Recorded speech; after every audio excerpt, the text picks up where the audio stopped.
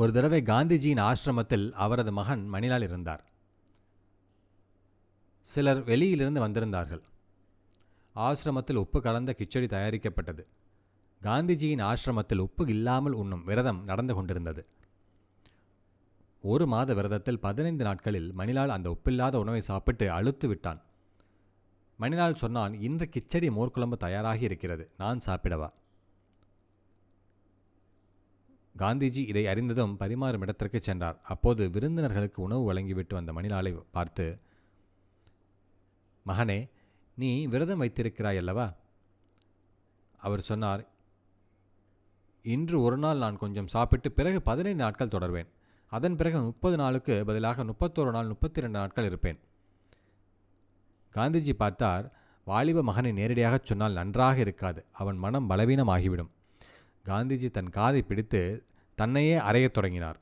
நிச்சயமாக நான் என் நாக்குக்கு அடிமையாய் இருந்திருப்பேன். அதனால்தான் என் மகன் அடிமையாக உள்ளான். மணிலால் பதறிப்போய் திராகிமாம் என்று காந்திஜியின் கால் அடியில் விழுந்து, பாப்பு, இனிமேல் கேட்க மாட்டேன் பாப்பு, பாப்பு, இனி செய்ய மாட்டேன்.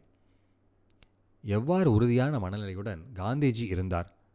உறுதியான மனநிலையே ஆங்கிலேயர்களை துரத்தியது.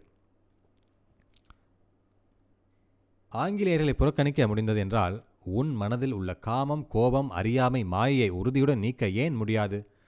கொடிய ஆங்கிலேயரை விரட்ட முடிந்ததால் உறுதியான மனநிலை கொண்ட உன் வழியில் வரும் அனைத்தையும், பகவானை அடையும் வழியில் வரும் ஆசை என்னும் தடங்களையும் விரட்ட முடியும். வழியும் வரை மோகத்தையும் விரட்ட முடியும். உனக்கு அச்சம் ஏன் இருக்கிறது? அது உன் அச்சம் இல்லாத ஆன்மாவை அறிந்திருக்கவில்லை என்பதற்காகத்தான் அச்சம் வருகிறது. இப்போது பயம் சீக்கிரம் என்று சொல்கிறது. கவலை வருகிறது. நீ நிஷந்த நாராயணனை சந்திக்கவில்லை என்பதன் நினைவூட்டுகிறது. ஆனால் நீ விரைவாக விழிப்புணர்வு அடைய வேண்டும். பயப்படுகிறாய் என்று சொல்கிறாய். அது உனக்கு நினைவூட்டல். நீ இன்னும் நிச்சயமான உணர்வை அடையவில்லை என்பதற்கான எச்சரிக்கை. இப்போது உனக்கு துக்கமும் அவமானமும் வருகிறது. நான் உனக்கு சொல்ல விரும்புவது, நீ இன்னும் உறுதியான உணர்வை அடையவில்லை. அச்சமோ கவலையோ உனக்கு வந்தால் அது உனக்கு நினைவூட்டுகிறது, நீ இன்னும் பகவானின் நிச்சயத்தை அடையவில்லை. சீக்கிரம் விழித்து கொள்ளுங்கள். பின்னர் பின்னர் பின்னர் என்று சொல்பவர்களுக்கு, தன் வீழ்ச்சிக்கு புத்தியற்றவர்களுக்கு மற்றும் சோம்பேறிகளுக்கான ஆயுதம் மட்டுமே. பின்னால் செய்வோம். பின்னால் ஏன் மகனே? விஷப்பாம்பு வந்தால் அப்புறம் ஓடுவாயா? உன்னை கடித்த பிறகு ஓடுவாயா? இல்லை முதலில் எழுந்தே காப்பாற்றிக் கொள்வாயா? அதே போல் உறுதியான மனநிலையில் இருந்து இந்த ஹோமம் மாயையான விகாரமான உலகத்தை உயிர் போகும் முன் கடக்க வேண்டும். எந்த பிறவியில் வீழ்த்துமோ, பிறவி கிடைக்குமோ அல்ல சாக்கடையில் வீழ்த்துமோ. இது என்ன நன்றாகவா இருக்கிறது? தன் சீடனின் துர்க்கதியை பார்த்து கிறுக்கு பிடிக்குமா? அதனால் தயவு செய்யுங்கள், குருவின் மேல் தயவு செய்யுங்கள், பகவானின் மேல் தயவு செய்யுங்கள். பகவானும் உங்கள் வீழ்ச்சியை விரும்பவில்லை, குருவும் உங்கள் வீழ்ச்சியை விரும்பவில்லை, நீங்களும் தன் வீழ்ச்சியை விரும்பவில்லை. ஆனால் சரி, பின்னால் செய்வோம் என்று பின்னால் உறுதி செய். கடினமல்ல.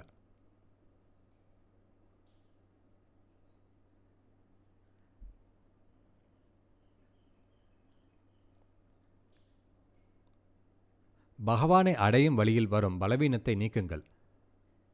பேராசை இருந்தால் அது ஒரு பலவீனம். பற்று இருந்தால் அது ஒரு பலவீனம். பயம் இருந்தால் அது ஒரு பலவீனம். நீங்கள் உலகில் ஆர்வமாக இருக்கிறீர்கள், ஆனால் பகவானில் ஆர்வம் இல்லை, அது ஒரு பலவீனம். நீங்கள் பகவானை நோக்கி நடக்கத் தொடங்கினால் உலகமும் உலக மக்களும் உங்களை பின்தொடரவும் அளவுக்கு உங்களுக்கு ஆர்வம் ஏற்படும். உங்கள் மீது அத்தகைய ஆர்வத்தை எழுப்புங்கள். நீங்கள் அதை உணர்கிறீர்கள் இல்லையா?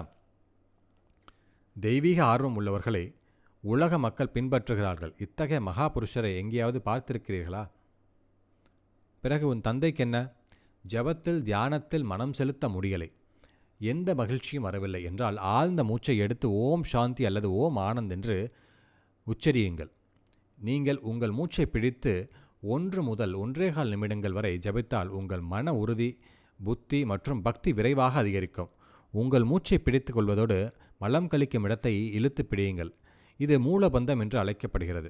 மூலபந்தம் செய்த பிறகு உங்கள் மூச்சை பிடித்து ஜபித்தால் அது 100 மடங்கு விளைவை தரும். மனம் ஏன் செலுத்த முடியவில்லை? தானாகவே மனம் செலுத்துவீர்கள். ஏன் ரசனை வராது? இறந்த பிறகு என்ன சொல்ல வேண்டும்?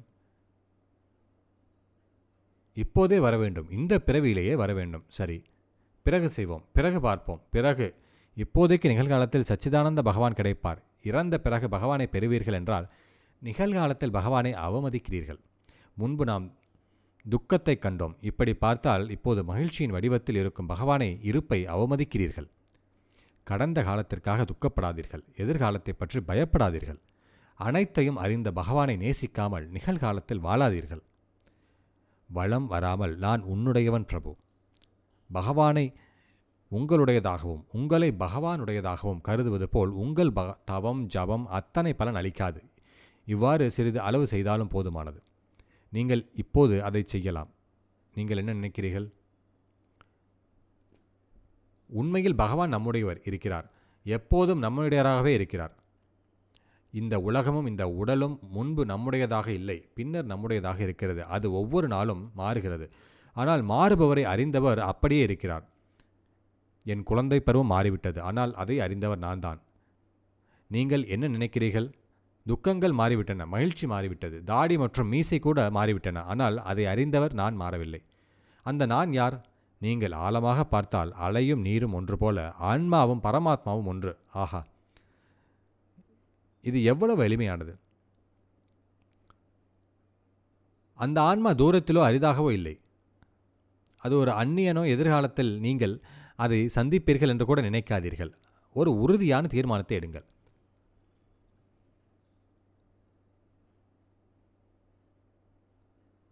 மக்கள் அற்ப விஷயங்களுக்கு உறுதியான தீர்மானத்தை எடுக்கிறார்கள், ஐஏஎஸ் ஆகிறார்கள். ஆனால் பின்னர் வயதான காலத்தில் பாவம் புலம்பிக் கொண்டே இருக்கிறார்கள். அவர்கள் வயதான காலத்தில் ஓய்வு பெற்ற வாழ்க்கையில் ஜெனரல் கர்னலாக மாறுகிறார்கள். அவ்வளவுதான், அது முடிந்தது. ஒன்றுமில்லை, சாராம்சத்தில் ஒன்றுமில்லை. இளமையில் எத்தனை முறை அவர்கள் பெரிய அலைகளில் விளையாடுகிறார்கள் என்பது பகவானுக்கு தெரியும்.